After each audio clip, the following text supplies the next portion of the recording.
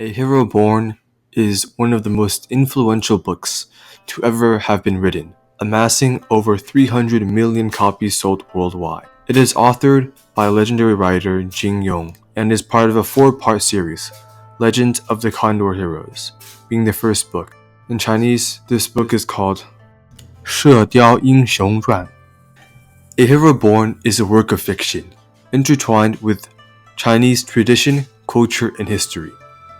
Although many aspects and events of the book are real events or happenings of real life past China, much of the kung fu can be considered fiction, and the characters and story are all created by the fiction and fantasy. At first, I was unsure if I would enjoy this book, as I'm more used to reading Western novels, such as The Lord of the Rings, The Hobbit, Harry Potter, and so on. I was also worried about the effects of translation on the book itself, whether it would become stale and lose its famous charm. However, I was surprised, and although I needed some time to adjust to the many cultural aspects in the novel, I quickly became invested in the book, and have now moved on to the second book in the series. The book takes place over many different times, from when the main character Guo Jing was not yet born, to his time in the northern steppes, his time in southern China, and so on. I really do not want to spoil the plot, as it is so engaging and exciting. The main characters include Guo Jing, the hero, his 7 teachers, the freaks, and so on.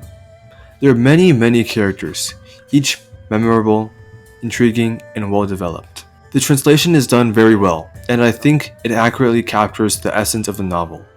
However, there seems to be a lot of telling, but the plot makes up for that.